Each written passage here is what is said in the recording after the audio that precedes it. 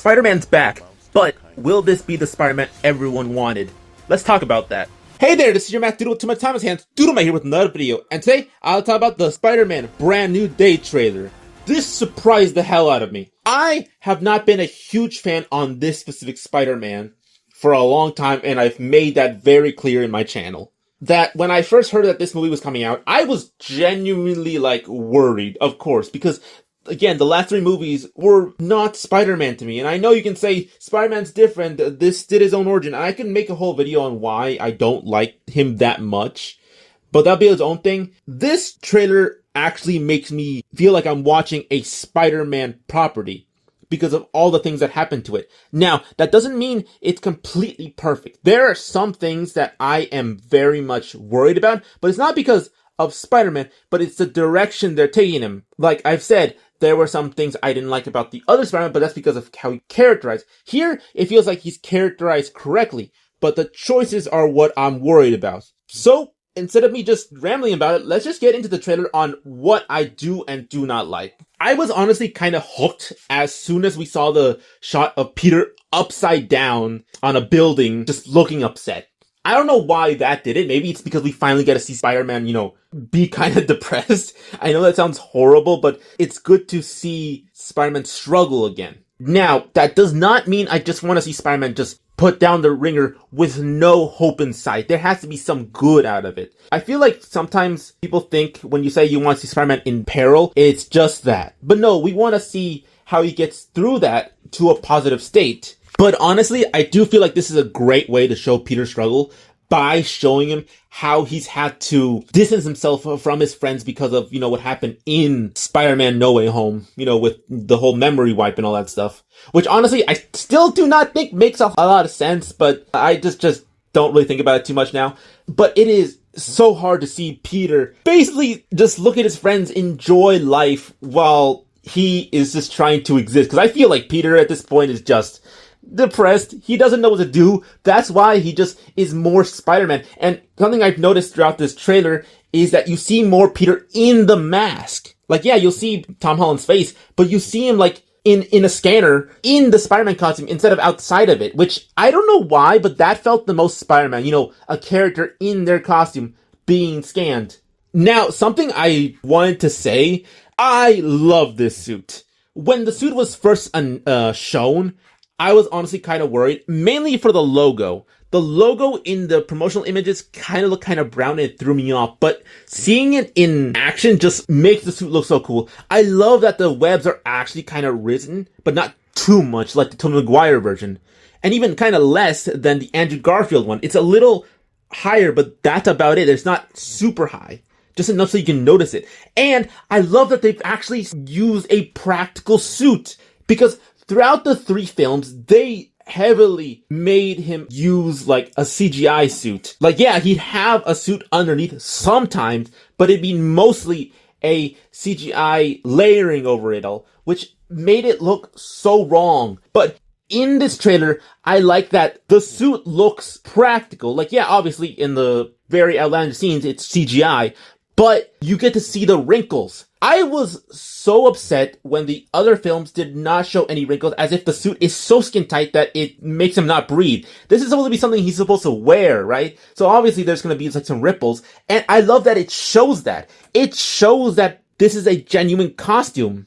And I really like that one shot they put of, Peter with the Spider-Man mask on. I know people are saying, oh, it's impractical.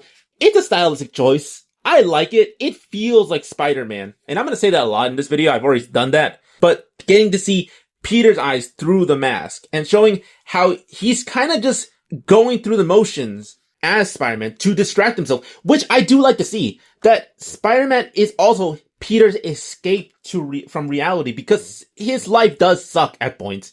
And I feel like this is another reason why we like that Spider-Man is the fantasy that Peter wanted, that he actually gets to live, which I find so cool.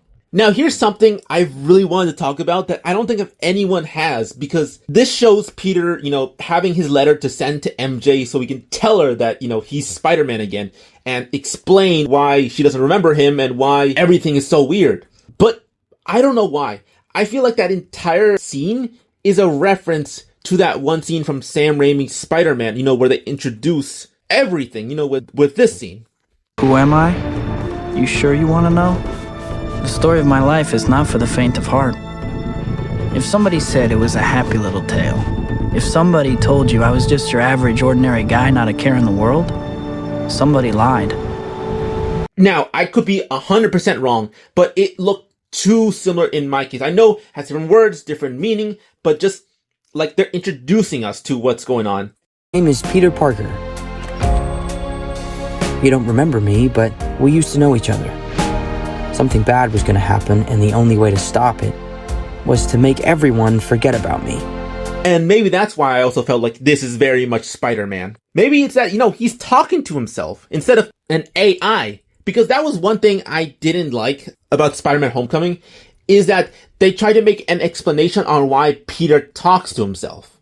I'm like, you don't need that. People talk to themselves, especially if they're by themselves. And Spider-Man is a very talkative person, so I feel like that just makes sense. And I know this is more him writing a letter to someone, but it feels like, when he talks to himself. I think another reason why I was also thinking of Sam Raimi's Spider-Man is because of Peter washing his suit.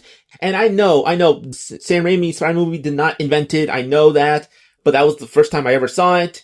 And I know in the comics he's done that. But I think that's why I'm liking this a lot more. We get to see the normalcy of a superhero doing stuff. Like, Spider-Man needs to wash his suit. So obviously he needs a washer. I don't know. These little things are making me excited. But even though I said I like to see the human side of Spider-Man, I also like to see the ridiculous side. Like, Peter getting the key to the city, which makes absolutely no sense for the fact that Fisk is mayor in this, when he literally said he does not want to have any vigilantes in the city. He even alludes it in the Daredevil show. We know how to take care of ourselves. We don't need a gun-toting vigilante who wears a skull on his chest, or a man who dresses in a spider outfit, or a guy who wears devil horns to save us. No. But I think I know what they're doing. They're doing a point in the comics where Kingpin does outlaw every other superhero except Spider-Man to piss off every other hero, and think that Spider-Man, is against them. Now, the actor who played Kingpin could not be in here because of legal reasons, which I still don't understand why that's the case. I thought they fixed all that stuff. But it does seem like they have his second-hand person. I don't know what her job position was, but she was also in the Daredevil show. And it's cool seeing her here, because obviously you can't show Kingpin, which would have been funny. But I do like the fact that we get to see MJ and Ned have some recollection of Spider-Man. Not know completely, but feel like something is missing. And another thing that made me think of the Sam Raimi Spider-Man with this trailer is the whole thing of him saying, I'm not just Peter Parker, I'm Spider-Man. It reminds me of the ending of the first Sam Raimi movie. My name is Peter Parker. You don't remember me, but we used to know each other. Something bad was going to happen, and the only way to stop it was to make everyone forget about me. Because I'm not just Peter Parker. I'm Spider-Man. This is my gift. My curse. Who am I? I'm Spider-Man.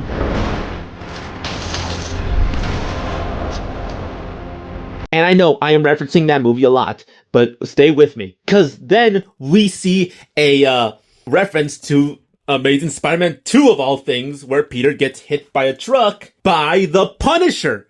Which, when that was announced, I was genuinely so worried. Because how are you gonna mix these things that are gonna be in a Spider-Man movie? They have Punisher, and they're later gonna show they're gonna have Bruce Banner. So what's happening there? The way this trailer puts it doesn't make it seem like it's just confusing. It makes you excited and curious about what's gonna happen. And this is also what's curious. The fact that Peter and the Punisher have history, apparently. And they just seem to not like each other, which obviously that makes sense. Peter doesn't like killing. Punisher's whole thing is killing. And I think that's going to be a big problem for the Punisher for what's technically looking like it's going to happen, which I will talk about in a little bit. But I like that it looks like Punisher has his battle van more tactical, with a little window so he can shoot his gun. And Peter can take whatever gun that is. It looks like something like a shotgun or something. I don't know. It could be different. And I know it's kind of muted because of the web that he put over, but it's still funny. Peter was able to take that. And also, it's so cool seeing Peter's strength casually shown by destroying a whole van, with bulletproof glass, because that would not just be normal glass. That is just funny.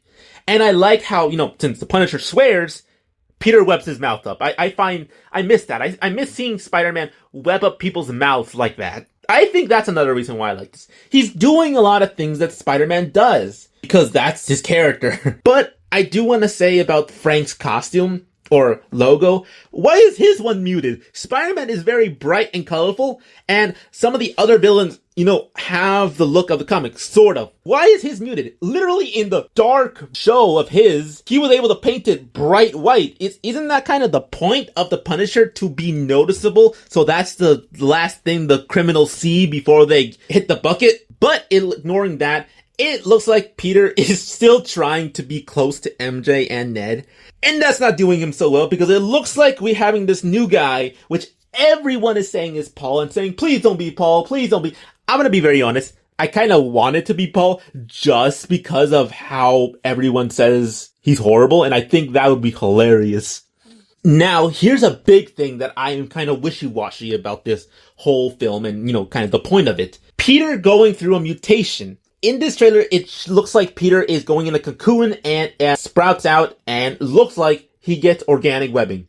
I'm going to be very honest. I'm not sure how I feel about that. And I know some of you may be really weirded out by that, because I've said how much I adore the Sam Raimi Spider-Man, where he has organic webbing. Well, one, that was his own thing. And yes, that version of Spider-Man introduced me to the whole character. But when I found out that Peter in the comic created his webbing, I genuinely thought that was so much better, and that it went in line with his character of being a genius. But when the Sam Raimi Spider-Man movies were out, the comics wanted to capitalize on it, so they transferred it to the comics. But there was a problem. When Peter got his mutation, it was magical, innate, and I really did not like that. I did not like that they try to mix in Peter's origin with magic, and I never and will not like it. I liked Spider-Verse, the comic, but I don't like that Spider-Man need to be magic for that to be the case. I don't like the whole,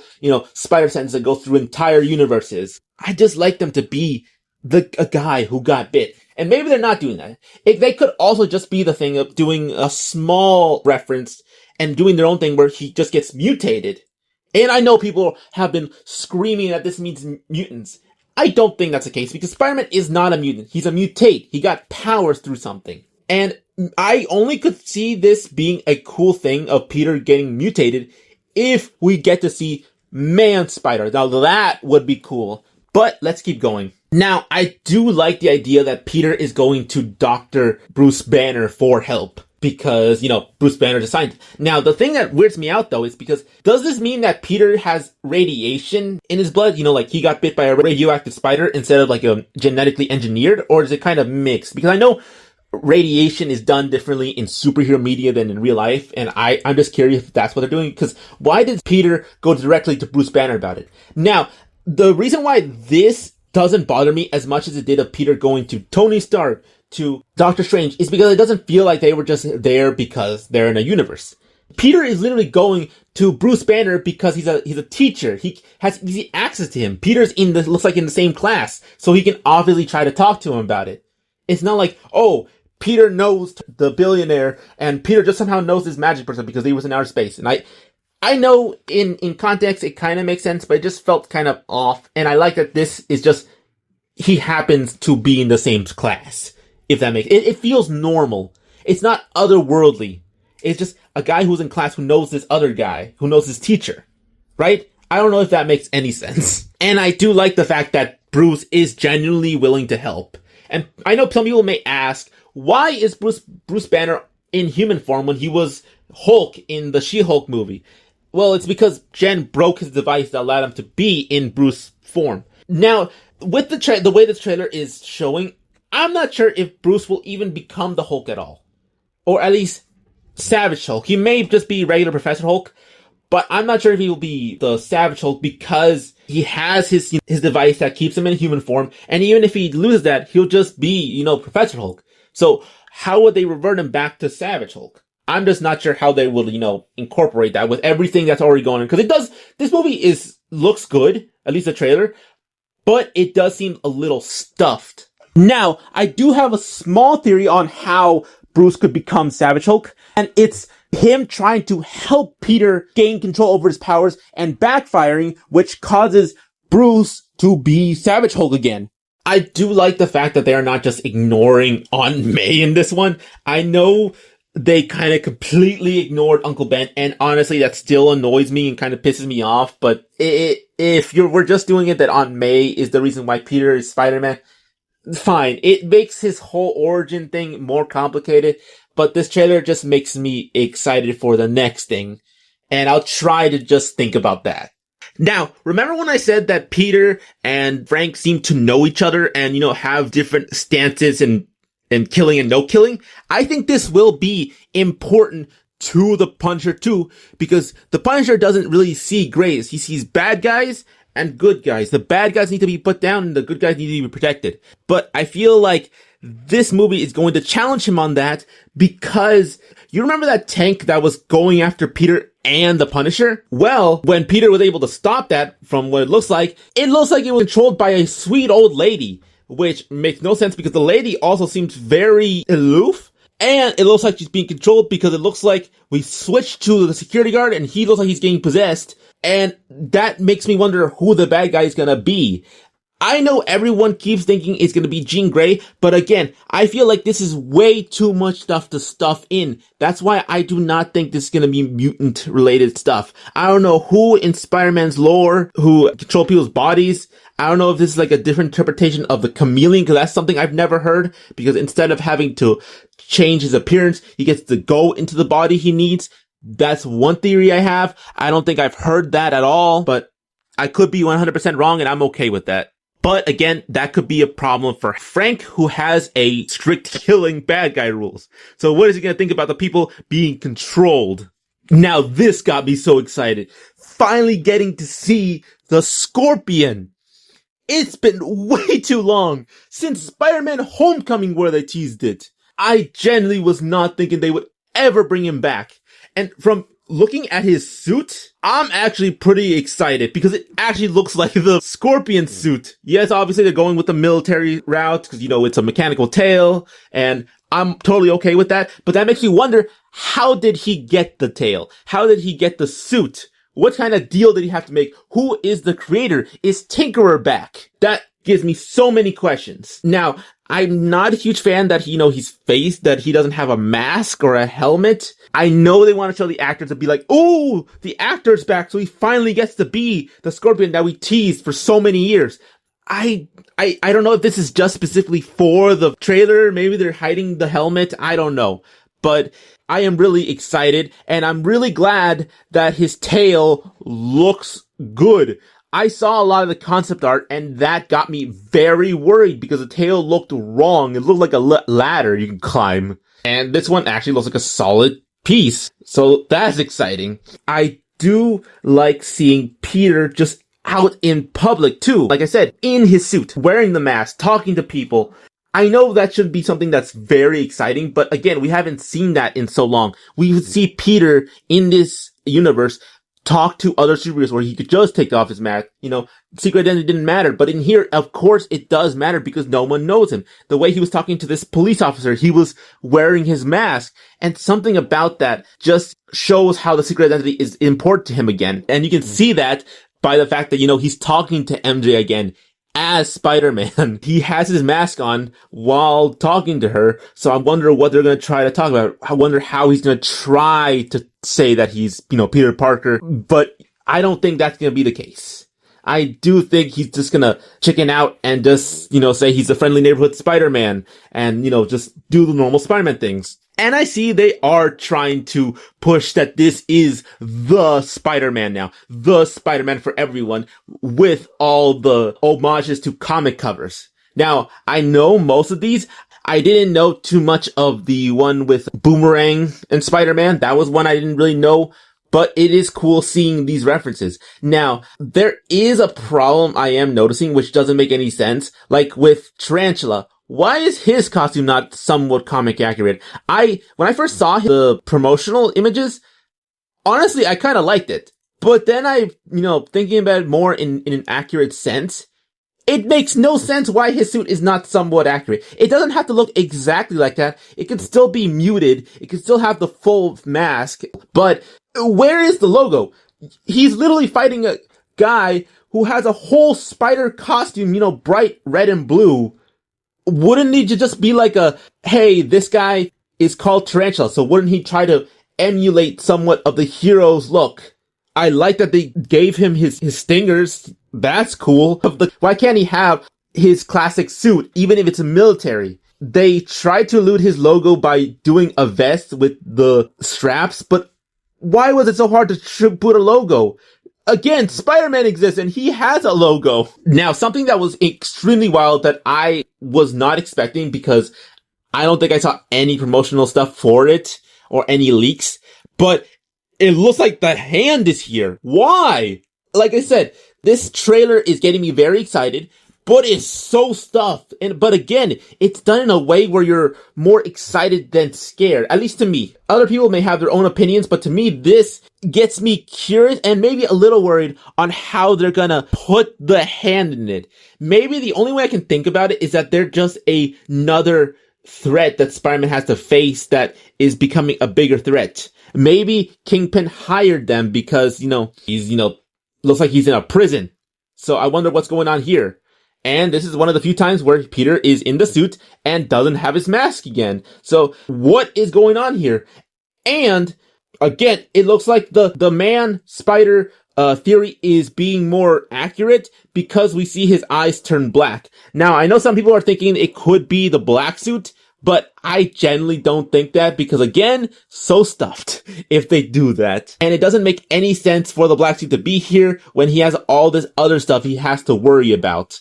The hand, Tarantula, Boomerang, the Punisher, probably Kingpin's forces, and this new bad guy that they keep teasing, which I don't know who it is. I know they keep saying Sadie Sink, but I keep hearing her name everywhere, and that's going to be Jean. So I'm not sure what's going on. Now, stay with me for a second because I have this theory that could be 100% wrong, and I'm okay with that. But in this trailer, it shows they're trying to do a lot of references to the comic covers. And at the end, it shows, Peter trying to reacquaint himself to MJ and Ned.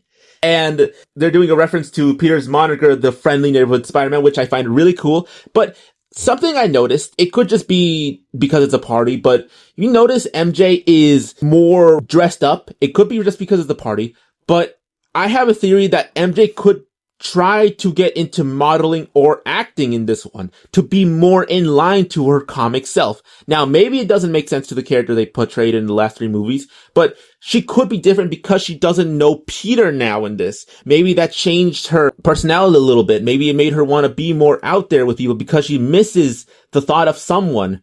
I don't know. Again, just a theory. But hey, those are my thoughts on the new trailer for Spider-Man Brand New Day.